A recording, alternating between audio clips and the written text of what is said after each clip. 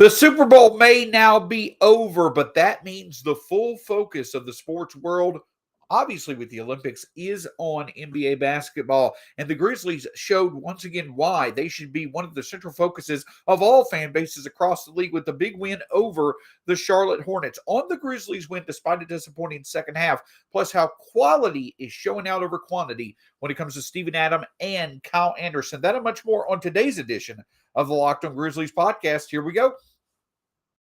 You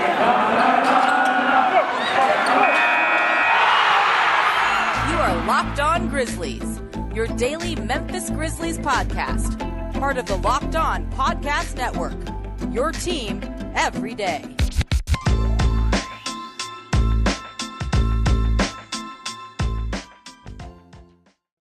Welcome, one and all, to this Monday edition of the Locked On Grizzlies podcast. Hope wherever you are listening, and wherever you are watching, you are having a marvelous start to your Monday. My name is Shawn Coleman, credentialed media member with the Grizzlies. Have been covering the Grizzlies for 4 years over at Grizzly Bear Blues, right for them over there, and your host here at Locked On Grizzlies, your Grizzlies every day. Find me at StatsSAC on Twitter, the show at Locked On Grizz, right here on YouTube. Hit the subscribe button below. That lets us know that you enjoy the show, lets others be able to find the show, and just makes the show as enjoyable as possible for anybody and everybody who just loves the Grizzlies. We're also free on any platforms when it comes to podcasts: Spotify, Stitcher, Apple Podcasts, Google Podcasts, the Odyssey app. Wherever you get your podcasts or your favorite YouTube shows, that's where we'll be. Make sure you subscribe and listen or watch any chance that you get. I want to remind you of betonline.net, the fast and easiest way for you to bet and wager online. Even though the Super Bowl is over, you've got pro and college hoops, you've got NHL, you've got the UFC, so many different fun things to bet on right now when it comes to your wagering and betting trends. Make sure to check out betonline.net. So the Grizzlies get a victory over the Charlotte Hornets, and it was quite an experience watching that game on Saturday, as the Grizzlies basically lived another game where it was the tale of two halves. That is correct. The tale of two halves for the Memphis Grizzlies. It was kind of eye-opening. The Memphis Grizzlies in the first half of the game against Charlotte, they scored 74 points. All right, 74 total points, a complete team effort once again by the Grizzlies.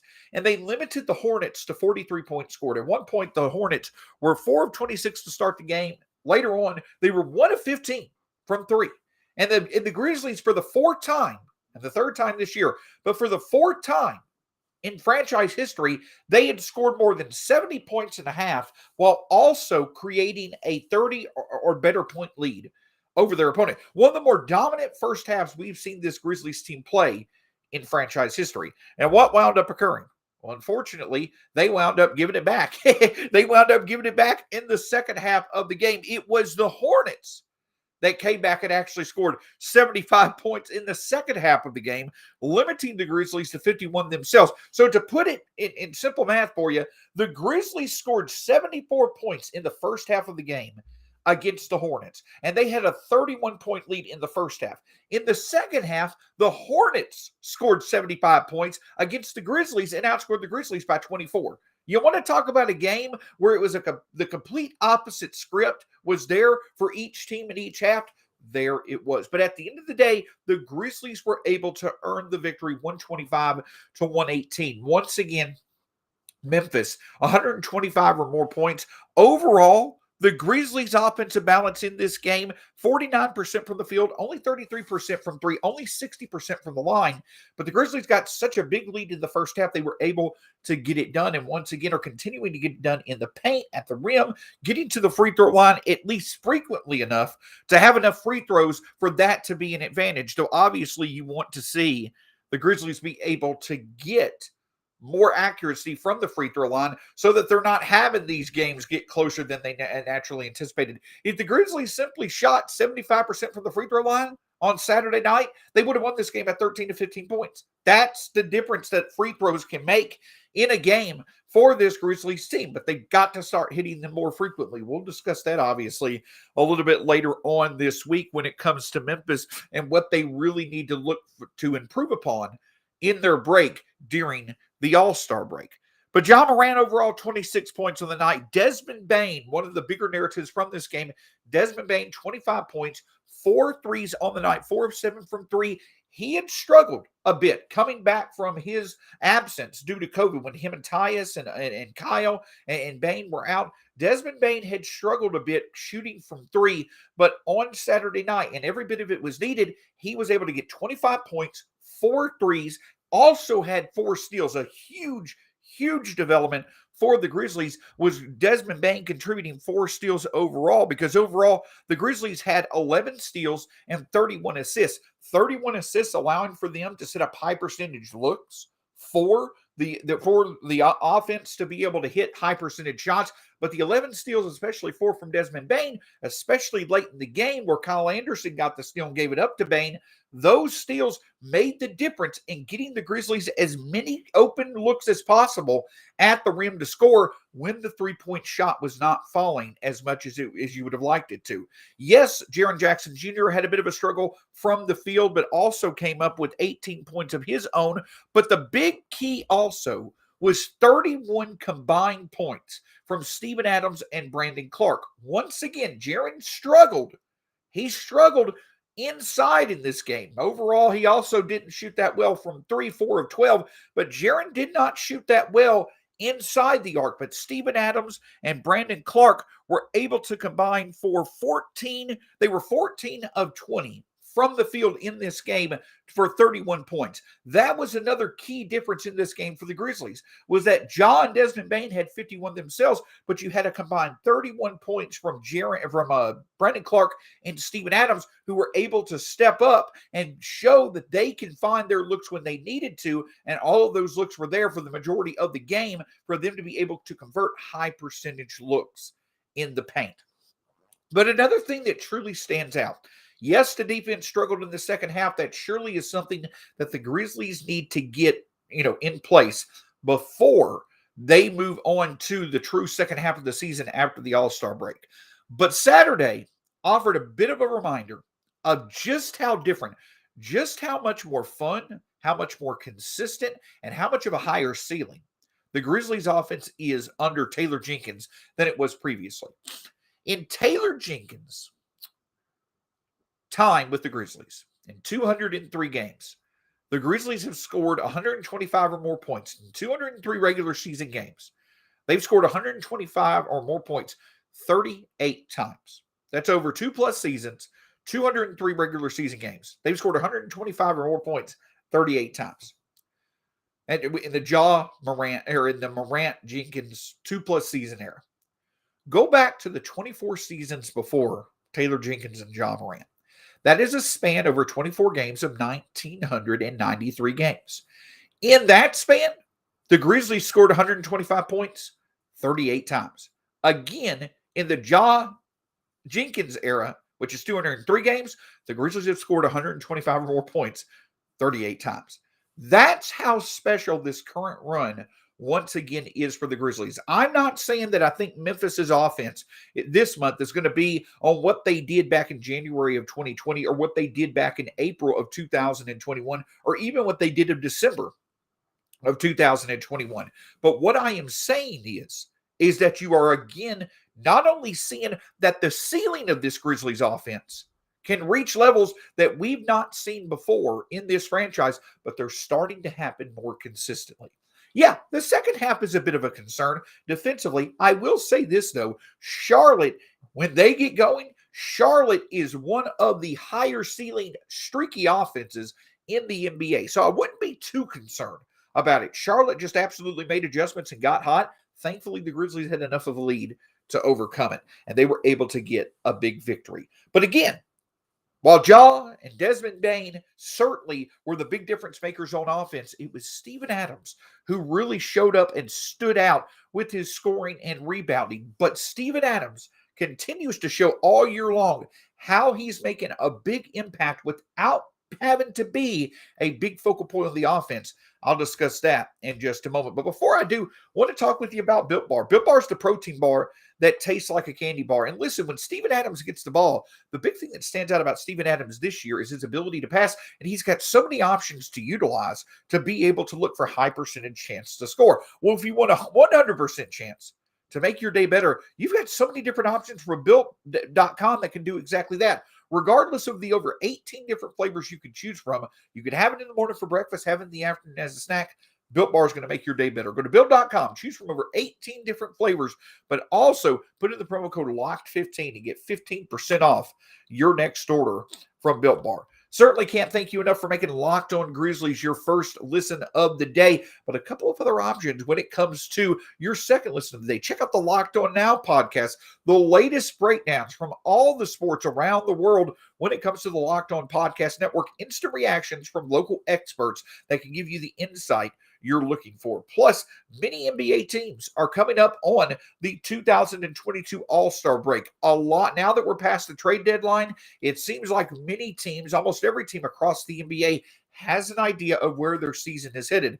Get the latest breakdown when it comes to all teams around the league on the Locked On NBA podcast as your second listen of the day after you enjoy Locked On Grizzlies. So Steven Adams absolutely continues to make an impact without having to touch the ball. That's what's crazy about it. When I say he's not touching the ball, what I mean by that is that Steven Adams himself is not someone that you have to draw up plays for. He's not someone like a Jonas Valanciunas who the best way to utilize him is to get the ball down low for him to dominate and get things taken care of. That's how Jonas adds value on offense, and he shoots the three occasionally as well. That's Jonas's style. There's nothing wrong with how Jonas Valanciunas offers value on offense. Steven Adams has just turned into a bit of a different player, as we anticipated that he would, also throw in the offensive rebounds for Jonas. But the thing that stands out, and many have astutely pointed out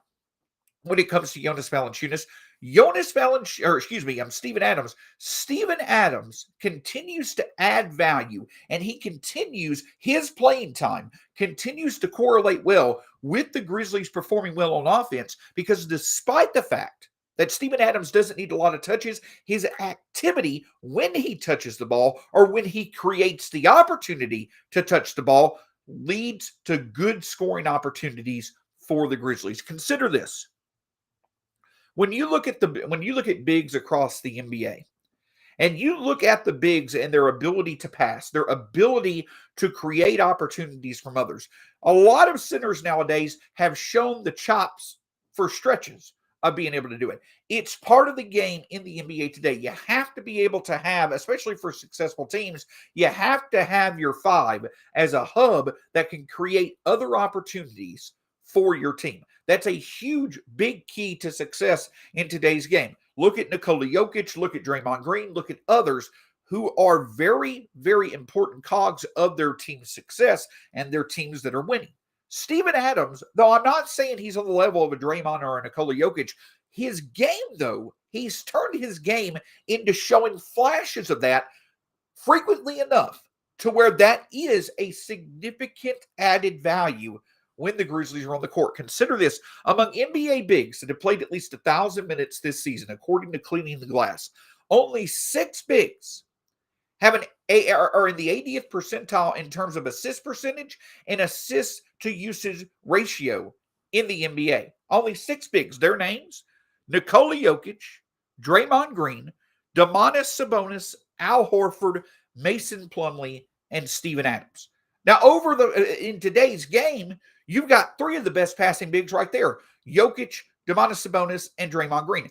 Al Horford, over the past decade, has been considered one of the best passing bigs in the league. Mason Plumlee has showed a bit of improvement, though he needs to make sure, a bit off topic here from Saturday's game, Mason Plumlee needs to make sure not to have such a short-term memory. For one, Steven Adams, in one of the more famous plays in Adams' career that shows Steven Adams' kindness, you don't want to forget that Steven Adams made sure Mason Plumlee did not get hurt when he was about to awkwardly fall when Plumlee was with Denver and Adams was with Oklahoma City.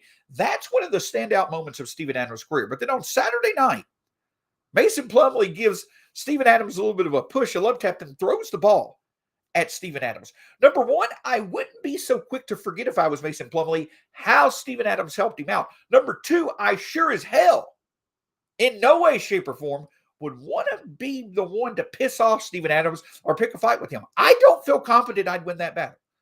So a piece of advice to Mason Plumlee. I'm not one to give NBA players advice. That's not how that's not part of my forte here on Locked On Grizzlies. But just out of kindness to Mason Plumlee, I would encourage him to remember how kind Steven Adams was to him, but also to remember I wouldn't be the one to get Steven Adams riled up. Sorry to get off topic there, but just something that I wanted to speak of. Soapbox pushed back under the desk. But again, when it comes to assist percentage and assist to usage ratio, only 6 bigs who have played 1,000 or more minutes this year are in the 80th percentile in both categories. Nikola Jokic, Draymond Green, Domantas Sabonis, Al Horford, Mason Plumlee, and Steven Adams. So yes, it's not just that Steven Adams has improved his overall ability to pass, to create assists for others. He now is one of the best bigs in the NBA at doing it. He's in a very exclusive class. That class is going to get even smaller in just a second as I show something else. But that's the big point to understand. Steven Adams, again, is not just improved. He's not just showing a level up when it comes to passing from previous times in his career. Steven Adams legitimately now is one of the best passing bigs in the NBA. But the other thing that stands out is this. Because of his passing, and obviously because of his offensive rebounds, the reason why Steven Adams is so valuable in offense, because again, he adds value without having to be a planned portion of the offense. Because he creates his touches either off offensive rebounds or he takes advantage of his touches to create high percentage shots for others. Among bigs, he's in the 85th percentile in terms of the Grizzlies' improvement with him on the floor versus when he's off. Steven Adams is in the 85th percentile of points per possession when it comes to offense. Him and Jaren Jackson Jr. are in the 86th percentile when they're on the court together versus when they're off. So again, you're not only Steven Adams in general. We talked about before how exciting it is to see his connection with Desmond Bane, how his screen setting is so productive for John Moran, but you also see that Jaren Jackson Jr. and Steven Adams are quite good when they're playing together. The numbers may not be where it is with Jaren Jackson Jr. and Brandon Clark, but it still is important to know that the Grizzlies are at a distinct advantage when Adams and Jaren Jackson Jr. are on the court together. But to me, here is the biggest indicator of just how valuable Steven Adams is. Again, it comes to his passing. It comes to his effective field goal percentage. When Steven Adams gets the offensive rebounds consistently, he's near the basket for high percentage looks and putbacks, and he's gotten much better at doing exactly that. When Steven Adams gets the ball outside of an offensive rebound, again, he's become one of the best passing bigs in the NBA and has shown the consistent ability to create high percentage looks for his teammates. An example of that is that of all the bigs that have played at least 1,000 minutes in the NBA this season, only 5 bigs, that's correct, only 5 bigs this year, when they're on the court versus when they're off, only 5 bigs this year have allowed their team to have a 2 percentage point or better improvement in effective field goal percentage, a 2.5% or better improvement in their ability to shoot at the rim, and a 2.5% or better improvement from 3. Only 5 bigs this season have overall at the rim and from 3, when they're on the court versus when they're off, their teams show a significant improvement in shooting overall at the rim and from 3, which has been very important in the NBA. The 5 bigs who meet this criteria, Nikola Jokic, Jakob Poeltl, Pascal Siakam, Robert Williams, and Steven Adams. So as much as we talk about Steven Adams rebounding, as much as we talk about his screen setting, obviously the kind of guy he is, how strong he is, how he protects his teammate, so many positive things. The big thing for Steven Adams and why it's so valuable what he's been able to do. He's not an all-star. He's not someone, in my opinion, that's going to be in an all-NBA discussion or he's going to be an all-defensive team discussion. I'm not saying he's a top 10 center even in the NBA. But what I'm saying is that for Steven Adams to have such a low part of the offense, to be such a low priority when it comes to the planning of the offense in terms of touches or in terms of individual scoring opportunities for himself, To me, for as low a quantity of meaningful touches as he has when it comes to scoring opportunities, he's one of the best examples of adding value in the NBA. And you see what difference he makes at keeping the Grizzlies offensive consistent when he's on the court versus when he's off. So yes, be thankful for Steven Adams for his attitude, how well he gets along with his teammates, how he protects his teammates. All those things are perfect. All those things are great reasons why Steven Adams is such a lovable character, such a lovable figure, such a lovable basketball player. But also the appreciation needs to go to, without having so many without being a preferred option when it comes to scoring on this Grizzlies offense, Steven Adams still has a significant role in playing in making sure that this Grizzlies offense remains successful, especially when it comes to high percentage opportunities. And that's a big reason why, even as we get to the playoffs, Steven Adams will need to maintain playing time to give the Grizzlies the best chance to win. It may not be for 30 to 35 minutes a night, but if he can continue to produce even for 20 to 25 minutes when it comes to the playoffs, that's going to be a big advantage for the Grizzlies. But it's not just Steven Adams, right? It's not just Steven Adams as someone that is making a huge difference without scoring the ball quite a bit. Kyle Anderson, in his return from COVID health and safety protocols, has done nearly the exact same thing as a reserve. We'll look at that in just a moment. Before we do, though, again, I talked with you about it to start the show. BetOnline.net. Football might be over for this season, but basketball is in full steam for both pro and college hoops. From all the latest odds, totals, player performance props to where the next fired coach is going to land, BetOnline.net is the number one spot for all your sports betting needs. BetOnline remains the best spot for all your sports scores, podcasts, and news this season. And it's not just basketball. BetOnline is your source for hockey, boxing, UFC odds, right to Olympic coverage and information.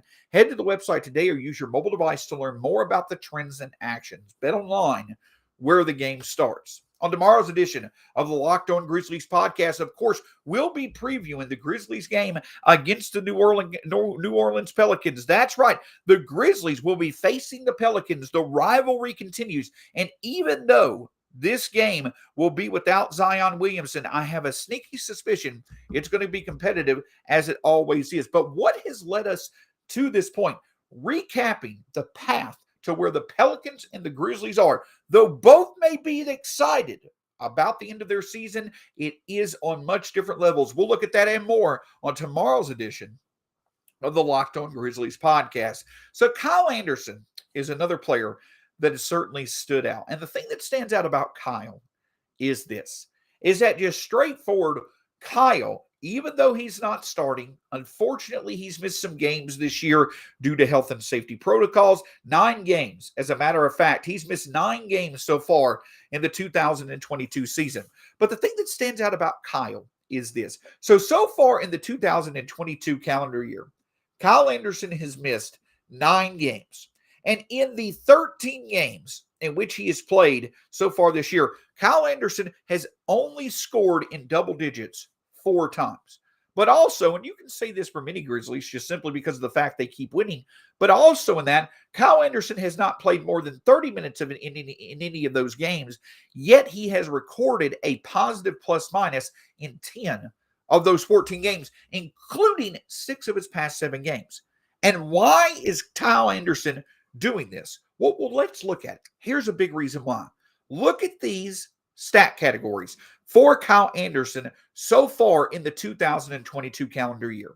7 rebounds, 8 assists, 2 steals, 2 blocks, 4 rebounds, 2 assists, 3 steals, 1 block, 5 rebounds, 2 assists, 3 steals, 1 block. Kyle Anderson consistently is creating opportunities. 9 rebounds, 4 assists, 11 rebounds, 2 assists, 1 steal, 1 block, 8 rebounds, 3 steals. Kyle Anderson is consistently adding the ability to his game of, while he's not scoring, his shooting has reduced a bit over the past few months from last season. Kyle Anderson, just to be honest, is not the same player he was last season. It was going to be hard for him to sustain that success unless he was able to keep up his shooting stroke, which it seems like has been inconsistent.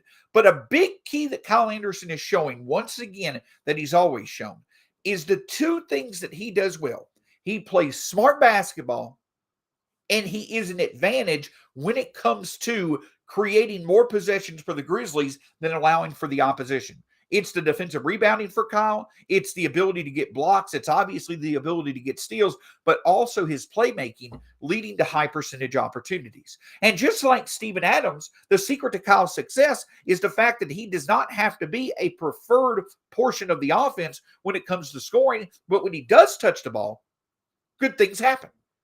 And of course, his ability to create steals, his ability to create defensive rebounds, Kyle Anderson probably has taken a bit of a step back in terms of his one-on-one overall defense.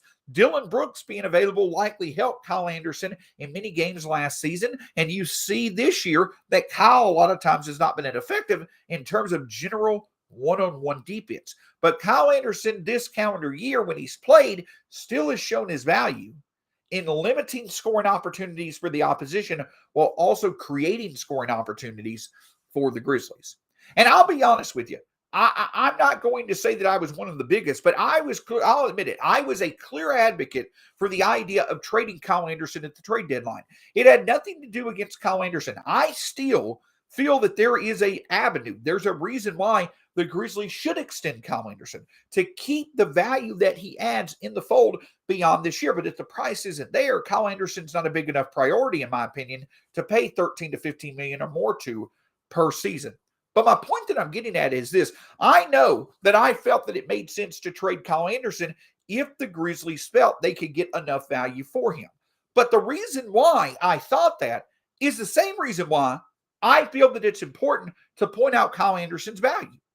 I feel that Kyle Anderson is a very, very potential valuable piece for a team that may be on a higher rung of the ladder when it comes to contending this season, or that may have more of a need to truly contend this season than the Grizzlies. But for the same reason that I think that he would have been a value to another team elsewhere, that same reason is why he remains valuable to Memphis. Because look at it this way. When Dillon Brooks comes back, you're definitely going to have Ja, Jaren, Dillon, Desmond on the court. Those are that four needs to be what you have on the court as many times as possible in the playoffs. Steven Adams probably starts. Tyus Jones runs the offense when Ja Morant is not on the court. DeAnthony Melton is your basic third perimeter true guard, or fourth perimeter true guard, to allow for you to have instant defense and hopefully some shooting surges off the bench. Brandon Clark is that big that comes in to give you energy and to give you good defense when Jaren or Steven Adams are off the court. So that's 8 players right there. That's your 8 players that you're probably going to go that deep in the playoffs. But what about that 9th player? What about the luxury that the Grizzlies have of having the depth that they do? The answer is Kyle Anderson. And I know that Zaire Williams has had a higher priority in the rotations during the regular season. And it's been a smart move by the Grizzlies because he's shown improvement. They've been able to balance his development along with continuing to win very well. And his contributions to winning, his overall improved level of play is a result of successfully balancing his development with wanting to compete. But make no mistake about it. In my opinion, over a John Conchar, over an Xavier Tillman, over a Zaire Williams, Kyle Anderson should clearly be the 9th, maybe even the 8th player in the rotation. Because in my opinion, there are going to be situations for this Grizzlies team, especially in the playoffs, where a high leverage or closing lineup of Ja, Desmond, Dillon, Kyle, and Jaren may be your best lineup to go to. I'm still convinced at the end of the day, though Brandon Clark could, easily make an argument against this, I still believe at the end of the day, one of the best lineups the Grizzlies have are Ja, Desmond, Dillon, Kyle, and Jaren. That 5 being your quote-unquote death lineup, your high-leverage closing lineup because of the versatility that you have around Ja on offense, but also the defensive chops that you have on the perimeter in the post with that lineup. You sub in DeAnthony Melton where you need to. You sub in Brandon Clark where you need to. But Kyle Anderson, since he's now on the team, since he's remained on the team, The best way to take advantage of Kyle Anderson is to take advantage, just like the Grizzlies are doing with Steven Adams in the starting lineup, take advantage of Kyle Anderson's ability to not have to consistently touch the ball, but consistently add value on both ends of the court when he's on the court. So at the end of the day, we talk about duos for this team that are going to be so much fun to watch. John Desmond Bain is one of the best backcourts in the NBA. How exciting Brandon Clark and Jaren Jackson Jr. look to play. How exciting it's going to be to see Dylan and DeAnthony Melton's defensive efforts when they come in. How exciting it is for John Tyus to lead the offense for 45 minutes a night. But what about overall the support that the duo of Steven Adams and Kyle Anderson show in 40-plus minutes when they're on the court each night, without having to touch the ball consistently, without having to be a preferred scoring option? They still are adding value each and every time they step out on the court. That's a big reason why the Grizzlies are not only winning, but their offense is remaining consistently at a high level. Don't forget to join us tomorrow looking at where the paths of the Pelicans and the Grizzlies have come. Grizzlies here, Pelicans here since the 2019 draft, and looking forward to another matchup in the rivalry tomorrow night as the Grizzlies face the Pelicans. That and much more on tomorrow's edition of the Locked On Grizzlies podcast. Have a great day.